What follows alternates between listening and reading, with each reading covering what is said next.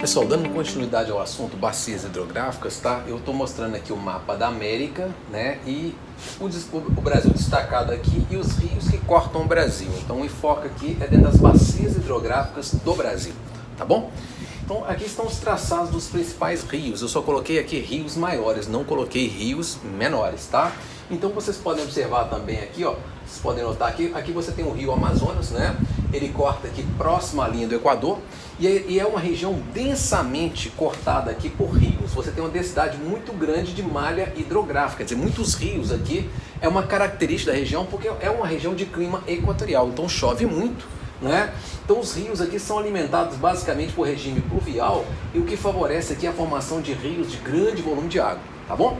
Então, pessoal, esses rios aqui, ó, formam pra gente o que a gente chama de bacia, né, hidrográfica do Amazonas. Então, o que é essa linha vermelha que eu estou desenhando aqui para vocês, ó? Esse aqui, ó, é o divisor de águas da bacia hidrográfica do rio Amazonas, tá? E dos seus afluentes aí, tá bom? Então, essa aqui, o que significa isso aqui ser uma bacia hidrográfica? É que toda a água da chuva que cai aqui nessa área delimitada por esse relevo aqui mais elevado, ela é drenada para a sua parte central, que é para o rio Amazonas, que drena suas águas para saída. Então aqui você tem uma das bacias hidrográficas do Brasil, é a maior bacia hidrográfica da América, né? Da América do Sul, tá? Ela tem cerca de 7 mil quilômetros quadrados de extensão, é uma das maiores bacias hidrográficas em termos de área de expansão do mundo, tá? Aqui dentro você tem o maior rio em extensão, em curso, em tamanho de curso e em volume. Percebam vocês, tá? Só como novidade, pessoal, aqui dentro da bacia amazônica, o rio Amazonas, em alguns trechos mais próximos à sua foz aqui, ele chega a ser tão largo que de uma margem você não enxerga a outra. Eles têm alguns trechos aqui do rio Amazonas que tem uma largura maior que 100 km de extensão. Agora, por que você não consegue enxergar o outro lado do rio Amazonas? Porque a curvatura da terra não permite. Então você tem uma bacia hidrográfica que bate todos os recordes, né? É a maior bacia, é o maior rio em termos de curso, né? Em largura, tá? Em volume de água, em vazão de água. Então impressiona por esse aspecto. Agora, o que favorece isso? É o clima. É o clima equatorial, muita chuva. Agora, uma curiosidade sobre o rio Amazonas é que ele nasce aqui na Cordilheira dos Andes. E aqui na Cordilheira dos Andes ele recebe um pouco também de volume de água, de derretimento de gelo nos glaciares das montanhas, tá? Agora, então isso torna o rio Amazonas um rio de regime misto, torna a bacia também de regime misto. Agora, o maior volume que essa bacia tem, ele é equacionado, ele é, né, depositado aí na conta do regime pluvial, tá bom? Então aqui o regime de chuvas favorece essa grande quantidade de rios, né? Rios caudalosos. Na sua parte central o relevo é mais plano, mas nas cabeceiras, tanto ao norte quanto ao sul aqui, você tem áreas planáuticas, o que favorece bastante, tanto ao norte quanto ao sul, um possível aproveitamento desses rios aqui, né, nas suas montantes mais próximas às nascentes, aqui no médio curso, né, mais saindo da região amazônica, favorece o aproveitamento energético, né? E nós tivemos isso acontecendo nos últimos anos aí. Nós tivemos aqui, ó, esse aqui é o rio Xingu, né? E aqui no rio Xingu nós tivemos a construção aqui da hidrelétrica de Belo Monte mais recentemente, aqui dentro da floresta amazônica, né? Então isso mostra que tem uma declividade aqui nessa área que permitiu esse aproveitamento hidroenergético. Inclusive, pessoal, a hidrelétrica de Belo Monte é hoje a segunda maior hidrelétrica do Brasil em produção, só perde para Itaipu, que foi construída aqui na divisa do Brasil com o Paraguai, na bacia do Paraná, que eu vou comentar com vocês, tá? E ela só perde para o rio aqui, Paraná, né, para a bacia aqui, para a hidrelétrica de Itaipu, que é uma binacional feita em parceria com o Paraguai, que tem uma produção de aproximadamente 17 mil megawatts de energia. Essa aqui tem 11 mil megawatts de energia, né, equivalentes instalados. Então são as duas maiores do Brasil, essa aqui entra como terceira no mundo, né, e as duas perdem para a hidrelétrica de Três Gargantas na China, tá bom? Então aqui, ó, é a bacia amazônica de número 1, é uma das grandes bacias hidrográficas, grande potencial para navegação na sua parte central, grande potencial para o ecoturismo nessa bacia hidrográfica aqui também, porque ela, nós temos aqui o maior rio do mundo, né, em vários aspectos, um rio que tem interesse não só no Brasil, mas no mundo, um interesse muito grande para conhecer esse rio, para conhecer a hidrografia da região, a floresta amazônica. Então eu destacaria aqui. Outra coisa importante, essa região aqui, pessoal, ela é muito carente de infraestrutura como ferrovia e rodovia, até mesmo pelas condições, pelas diversidades, pelas dificuldades de você construir, por exemplo, ferrovias e hidrovias na região, pela quantidade de pontes que você tem e pela quantidade de chuva, destruindo essas construções mais rapidamente, né? Gerando aí manutenções mais caras, tanto de rodovia quanto de ferrovia. Então, pessoal, aqui a principal meio de transporte aqui de pessoas dentro da região aqui são as hidrovias, o transporte de pessoas através da navegação, né? Então destacaria isso na bacia amazônica também. E uma bacia que a gente falava que no passado produzia pouca energia, hoje ela está com a hidrelétrica aqui de Belo Monte em produção. Você tem aqui na bacia aqui do Tocantins uma hidrelétrica que foi recentemente construída, né? Desculpa, da bacia do rio Tapajós, aqui no rio Telespires, você tem uma hidrelétrica construída recentemente. Você tem alguns outros projetos aqui em andamento nessa bacia. Você tem aqui, né, aqui próxima a Porto Velho, né, aqui no estado de Rondônia, você tem a hidrelétrica de Giral e Santo Antônio, são duas hidrelétricas construídas no Rio Madeiras, tá? Então você tem hoje essa bacia já com uma produção de energia significativa. Você tem aqui também, ó, um riozinho pequenininho chamado Vatumã, né? E você tem uma hidrelétrica que chama hidrelétrica de Balbina, que foi um dos maiores impactos ambientais, né, de construção de hidrelétrica no Brasil, tá bom? Então você tem a bacia amazônica com essas características aí, tá bom?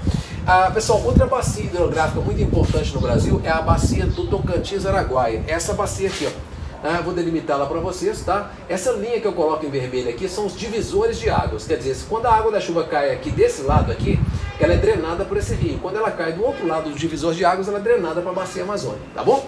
Então essa aqui é a bacia Tocantins-Araguaia. O que eu destacaria? Ela tem dois grandes rios. O Tocantins, que é de maior curso, é o rio principal dessa bacia, e o rio Araguaia, que é um rio de menor curso aqui, né? É um rio de relevo mais plano, então eu destacaria a navegação no Araguaia e a produção de energia no rio Tocantins, tá legal? Inclusive nessa bacia nós temos aqui também, hoje a terceira maior hidrelétrica do Brasil. Nós temos aqui a hidrelétrica de Tucuruí. Ela foi construída nos anos 80, também causou grande impacto ambiental. Ela foi construída para abastecer o projeto de mineração de Carajás, tá? A cidade de Belém, né? O Pará, o estado do Pará. Então um grande projeto hidrelétrico também nessa bacia, tá bom? Ô pessoal, e aí a gente vai desenhando o quadro das bacias hidrográficas do Brasil. Outra grande bacia hidrográfica do Brasil, tá? Essa bacia aqui, só para completar, então eu destacaria a produção de energia, a navegação, é uma bacia com grande potencial hidráulico, tá? E o interessante é que ela nasce aqui na parte interna, aqui, ó, na parte do interior do Brasil, aqui na parte de Cerrado, e ela corre aqui para a floresta amazônica. Então a gente fala que ela tem dois regimes de chuva, né? Ela tem o regime tropical típico aqui mais a montante e o regime equatorial mais a jusante, mais próximo da sua foz. A foz, tanto do rio Amazonas quanto do rio Tocantins-Araguaia, a foz dele, né, é aqui, ó, o delta de Marajó, a ilha de Marajó, tá? Aqui é um delta, aqui um tipo de foz em delta, tá bom? Aí pessoal, passando um pouquinho adiante, outra grande bacia, seguindo a ordem aqui, tá? Então essa aqui, ó, é a bacia de número 1 pra gente ali, ó, tá? A bacia amazônica. Essa aqui, ó, é a bacia de número 2, tá? A bacia Tocantins-Araguaia. E essa bacia aqui, ó,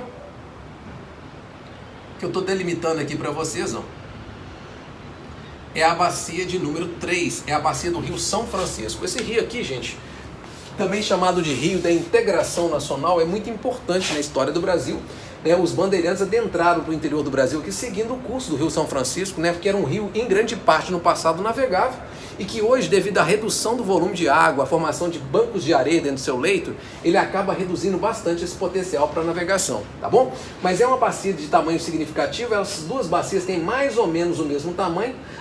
A do Tocantins-Araguaia é um pouco maior do que a bacia do São Francisco, mas em compensação, pessoal, o Rio São Francisco é o rio de maior curso totalmente dentro do território brasileiro, porque o Amazonas é muito maior, né? Mas ele não está só no Brasil, ele sai do Brasil, vai para o Peru aí, né? Atravessa outros países aí.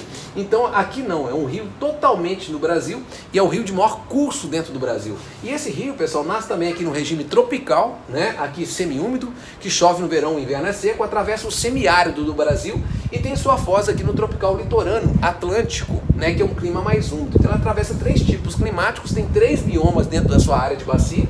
Tem aqui na sua montante que pega um pouco de Mata Atlântica, né? Misturada aqui já passando para Cerrado, aqui a Caatinga e volta a ter Mata Atlântica aqui. Então são 3, atravessa 3 biomas e é chamado de Rio da Integração Nacional porque ele integra aqui, pessoal, 2 regiões, o Nordeste com o Sudeste e vários estados, né? Ele pega terras aqui do estado de Minas Gerais, da Bahia, de Pernambuco, né? De Alagoas e de Sergipe. Então é um rio que sempre teve essa característica, né? Atravessa 5 estados, 2 grandes regiões do Brasil e, se não me engano, mais de 500 municípios ele corta aqui. E ao longo do seu curso ele é importante para o abastecimento de água, Para geração de energia hidrelétrica, tá? Nós temos aqui 9 hidrelétricas de médio e grande porte ao longo do Rio São Francisco, né? Nós temos aqui, começando com Três Marias, aqui mais próximo da nascente, a montante está aqui perto de Belo Horizonte. Depois você passa, né, por Sobradinho, Xingó, Moxotó, né, Paulo Afonso e vai para fora. Nós são aí 9 hidrelétricas de médio e grande porte dentro dessa bacia, tá bom? Então é uma bacia que produz bastante energia também. E a função dela cumpre a função mais de abastecer o próprio Nordeste, né, pela proximidade aí com o Nordeste. E ela é a única grande bacia hidrográfica que atravessa o Nordeste. Então é a maior de todas, né? Então é importante essa característica dela aí. E aí eu destacaria a importância para o abastecimento, para a pesca, né? Para o extrativismo, né? Ao longo do leito do rio. A navegação já foi muito importante no São Francisco, já teve 1.800 quilômetros de rios navegáveis aqui. Hoje nós temos um trecho pequenininho aqui de 600 quilômetros que em determinados momentos do ano, dependendo do volume de água do São Francisco, acaba sendo comprometido também, tá bom? Então um rio aí que carece hoje de uma atenção muito importante, porque ele atravessa regiões aí áridas, né? Ele é importante para o abastecimento do Nordeste, tanto de energia quanto de água, e é um rio que vem gradativamente diminuindo o volume de água, em função do que? Do desmatamento nas cabeceiras das nascentes dos seus afluentes, do rio principal também, né? Desmatamento nas margens do rio, então ele carece de uma atenção especial aí para a recuperação das matas de nascentes, para as matas ciliares, para garantir a perenidade desses rios, né? Para as gerações futuras. Depois eu quero voltar aqui nesse rio para falar um pouquinho sobre o projeto de transposição das águas do São Francisco para o Nordeste, que é um projeto que em grande parte já foi inaugurado. Ele está com alguns trechos de obras, né? Mas a maior parte do projeto já foi inaugurado, já está abastecendo o Nordeste aí com transposição de águas dessa bacia para dentro dessa bacia aqui, que é a bacia do Nordeste, onde os rios são mais, né, carentes de recursos hídricos, onde os rios são em grande parte intermitentes, secam no momento que a gente mais precisa deles, tá? Ô pessoal, seguindo a ordem aqui, você tem a bacia do Rio Paraguai, a bacia do Rio Paraná e a bacia do Rio Uruguai. Eu coloquei as três juntinhas aqui porque essas três bacias juntas formam a bacia do Prata, tá? Elas formam a bacia do Rio do Prata. Isso é importante porque essas bacias aqui são afluentes, né? Elas são subbacias de uma bacia maior, que eu quero delimitar para vocês. Que bacia maior que essa? Vocês podem perceber pelo meu desenho aqui, ó, tá? Que esses rios aqui, ó, eles se encontram, eles se conectam. Esse rio aqui que é o Rio Paraguai, esse rio aqui que é o Rio Paraná e esse rio que é o Rio Uruguai. Então esses três rios se conectam e formam aqui o Rio do Prata, o famoso Rio do Prata, a bacia do Prata, os países platinos, né? Aqui Brasil, Paraguai, Argentina e Uruguai. Então quando você pega o limite dessa bacia, pessoal, o limite dela é esse aqui, ó, né? Ela pega aqui, ó, ela pega essa área toda que vocês estão vendo aqui, ó.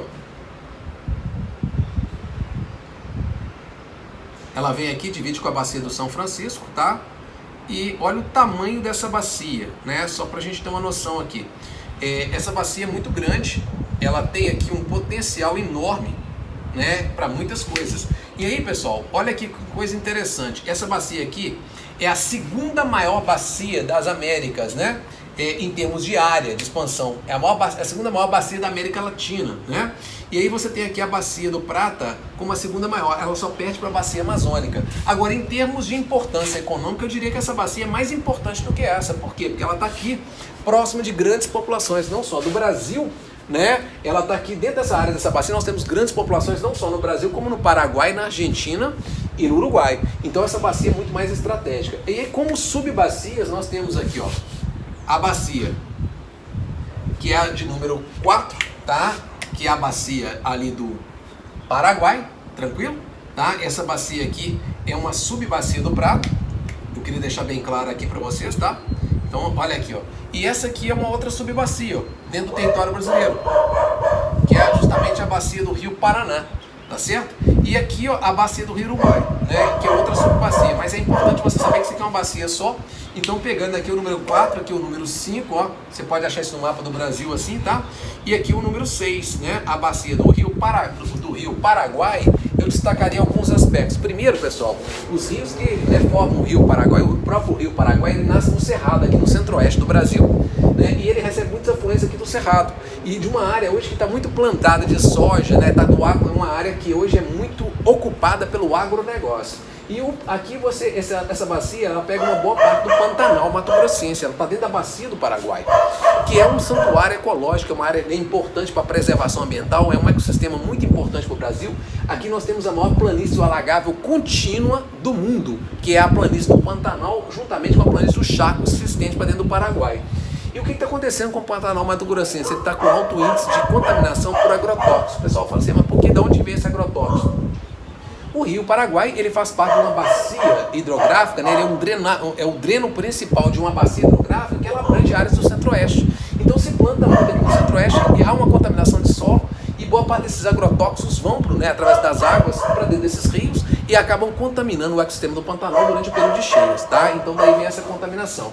Aqui eu destacaria aqui o ecossistema do Pantanal, a navegação que acontece aqui, ó, saindo aqui de Cuiabá, saindo aqui de Cáceres, no Mato Grosso, né, e navegando aqui através do Paraguai até aqui Nueva Palmira, no Uruguai. Nós temos aqui cerca de 3.600 quilômetros navegáveis nessa bacia aqui, e eu destacaria a navegação internacional. Inclusive, dentro dessa bacia nós temos uma grande área de mineração lá em Corumbá, no Mato Grosso do Sul. Nós temos uma mineração lá, tá? E é o maciço do Urucum, naquela região ali do maciço do Urucum, nós temos exploração de ferro, né? Os minérios em grande parte são extraídos ali, são exportados para a Argentina, Paraguai e Uruguai, né? Através da Bacia do Prata. Então essa navegação internacional é algo que me chama a atenção aqui nesse momento. Essa bacia aqui não tem grande potencial para produção de energia, porque os rios são planos. Agora já a bacia de número 5 é a bacia do Rio Paraná. O pessoal, essa aqui nasce aqui, ó, esse aqui é o encontro de dois rios aqui no Triângulo Mineiro, tá? Eu não desenhei isso aqui muito bem, depois eu quero que vocês, né, entrem, olhem no mapa. Esse aqui é o nariz de Minas Gerais, ó. O nariz de Minas Gerais, na sua parte de cima, é o rio Paranaíba, e na sua parte de baixo é o Rio Grande, que forma aquele complexo de hidrelétricas ali de Furnas, que vocês visitam muito ali em Capitólio, né? Ali na região ali de Furnas. Então aqui, ó, você tem uma bacia que é muito aproveitada para a produção de energia. Você tem nessa bacia aqui algo em torno de mais ou menos aí umas 40 hidrelétricas de médio e grande porte, tá? E destacaria aqui a maior delas, que é Itaipu. Então essa bacia aqui disparada é a bacia que mais produz energia no Brasil, né? Então o potencial dela fica para essa característica. E já essa bacia de número 6 faz a divisa do Brasil aqui com a Argentina e depois do Brasil com o Uruguai, né? Então é interessante essa bacia aqui, que ela tem, nesse rio principal, ele tem uma função que é a função fronteiriça. E é um rio navegável também. Você tem navegação aqui ligando ao Uruguai.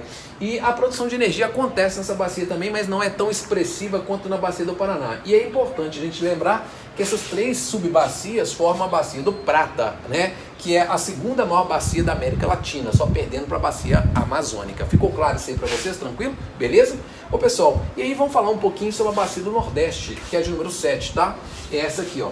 Aqui nessa bacia, eu destacaria o principal aspecto seria o seguinte: como ela está em grande parte num clima semiárido, os rios aqui são intermitentes, são rios que secam. Como são rios que secam, pessoal, esses rios, né, eles causam problema de abastecimento no longo período sem chuva que acontece no sertão nordestino, né, ali no Agreste, que é um período que dura em alguns anos, aí, até 9, até 10 meses sem chuva. Então aqui eu destacaria o problema da intermitência dos rios. Inclusive eu destacaria dois grandes rios aqui, né, o Capibaribe, que é justamente a foz dele, está lá em Sergipe. Tá lá em Recife, tá? A cidade de Recife foi construída na foz do Capibaribe. Ele tem partes do trecho dele que é perene, mas partes são intermitentes, né? E aqui é o rio, o rio Parnaíba. Esse aqui, ó, ele tem sua foz aqui, né, lá no Maranhão, e lá ele forma um grande arquipélago com um delta com mais de 100 ilhas. E ele é um rio perene, tá certo? Agora ele corta o meio norte do Nordeste, que já é uma região mais úmida. Então essa parte central do Nordeste aqui mesmo, a maior parte dos rios são intermitentes. O que é muito comum aqui no Nordeste? A construção de açudes, que são barramentos aqui, ó, mesmo de um rio intermitente. Quando é o período de chuva, esse rio corre. Então eles fazem aqui barragens, mas não para produzir energia. Essas barragens cumprem a função de ser reservatórios de água, tá legal? Para o abastecimento das populações durante os períodos aí mais, né, de secas mais intensas, tá bom? Então tá aí a bacia do Nordeste. Outra bacia aqui é a do Atlântico Leste. Qual que é a bacia do Atlântico Leste? Essa bacia aqui, pessoal, ó, ela começa aqui no Nordeste e pega toda essa extensa área aqui. Agora, uma coisa aqui importante, tanto a bacia do Nordeste quanto a bacia do Atlântico Leste e a bacia do Atlântico Sul, elas, Atlântico Sudeste, né, ou também chamado de Sul aqui, essas três bacias, elas não têm um rio principal, elas são um agrupamento de bacias menores. Então são vários rios dentro de cada uma dessas bacias, não tem um rio principal, as demais não, tá? A gente fala que essas bacias aqui são bacias primárias, né? Elas têm um rio principal.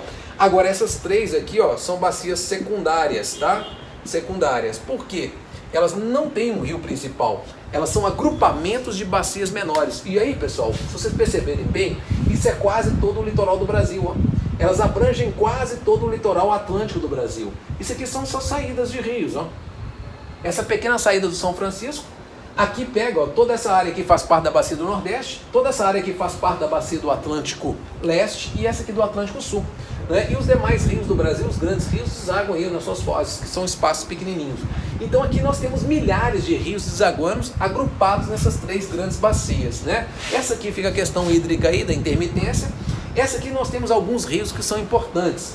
Apesar de ser um agrupamento de rios, nós temos aqui o Paraíba do Sul, né, o antigo Vale do Café, que liga São Paulo e Rio, né, onde se produziu muito café, mas onde está concentrada a maior parte da indústria brasileira hoje. É aqui no Vale do Paraíba. É aqui dentro do Vale do Paraíba, na parte mais central do vale, né, que passa uma grande rodovia, que é a rodovia Via Dutra, né? É uma autopista aí, é uma maior circulação de cargas entre São Paulo e Rio de Janeiro. E aqui nós temos uma grande industrialização hoje, né? O que foi o Vale do Café no passado, hoje é um vale industrial. Eu destacaria uma coisa aqui interessante. Eles estão drenando água aqui do Paraíba do Sul hoje para abastecer o sistema Cantareira em São Paulo. É um projeto de transposição das águas da bacia do Paraíba do Sul para uma bacia, né, ali dentro de São Paulo, que vai se drenar essa água para o rio Tietê, né? É importante a gente colocar essa questão aí, tá bom? E aí, pessoal, dentro dessa bacia aqui, ó, nós temos aqui uma produção de energia que não é tão significativa, né? É um rio de curso mais estreito, né? Mas eu destacaria aqui a questão do abastecimento de água. Então essa bacia aqui, ela abastece tanto uma boa parte de São Paulo hoje, como também ela abastece boa parte do Rio de Janeiro. Inclusive, quando houve essa transposição de águas para abastecer São Paulo, a população do Rio protestou contra essa transposição, temendo que São Paulo drenasse muita água dessa bacia e desabastecesse algumas regiões do Rio de Janeiro, tá bom? E outra bacia, pessoal, que eu acho interessante de comentar, né, outro rio aqui dentro, é o Rio Doce. Foi onde aconteceu aquele acidente da Vale do Rio Doce, né? Da Vale, na verdade, a gente falava da Samarco, né, mineradora, que é controlada pela Vale, pela BHP, é importante a gente lembrar. Quando aconteceu aquele acidente lá em Mariana, no distrito lá de São Bento, e acabou provocando uma contaminação dessa bacia aqui, que é a bacia do Rio Doce, que deságua aqui, né, no Espírito Santo, tá bom? E é interessante a gente comentar. E outro rio aqui também muito conhecido é o Jequitinhonha. A gente fala muito do Vale do Jequitinhonha, que é essa região nordeste de Minas Gerais. Ele nasce aqui próximo a Diamantina, tá? O nascente aqui é bem próximo do divisor de águas do São Francisco, vocês podem perceber, né? E a própria nascente do Rio das Velhas aqui é muito próximo da nascente do Rio Doce, então você tem um divisor dessas microbacias aqui. E esse rio aqui, ele corta uma região que ela é muito pobre, que é o Vale do Jequitinhonha, que é o nordeste de Minas Gerais, tá bom? Eu destacaria essa questão aí. Agora, tem produção de energia em todos esses três rios que eu mencionei aqui com vocês, mas eles não têm grandes produções porque não são rios de tão grande volume assim, tá bom? E a última bacia, que é a bacia do Atlântico Sul, né, ou Sudeste aqui, ela é formada por rios menores aqui também. Eu não destacaria muitos rios aqui não, a não ser o rio Jacuí, tá? Que está aqui no Rio Grande do Sul, e o Rio Tubarão. O Rio Tubarão, você tem uma mineração aqui no Vale do Rio Tubarão, lá em Santa Catarina, que é a extração de carvão mineral. E aqui no Vale do Rio Jacuí você tem muitos projetos de irrigação, inclusive, né, com plantações aí de arroz no Rio Grande do Sul, tá bom? E é um rio navegável também, porque o Rio Jacuí ele se liga ao lago de Patos e Mirins, né, que cerca Porto Alegre e é navegável aqui até o Atlântico, tá bom? Então eu destacaria essa questão aqui. Enfim, pessoal, eu fiz um pouco, né, de conhecimento aqui a respeito das bacias hidrográficas do Brasil, mas eu convido vocês a fazer uma leitura, né, sobre essas bacias hidrográficas e fazer algumas atividades que estão, né, na apostila de vocês, tá bom? E aí eu retomo isso depois numa oportunidade em sala de aula, fazendo atividades, exercícios aí, pegando exercícios aí que são interessantes e exercícios que vocês tiverem dúvidas, eu vou resolver com vocês. Obrigado pela atenção e até a próxima aula. Um abraço a todos.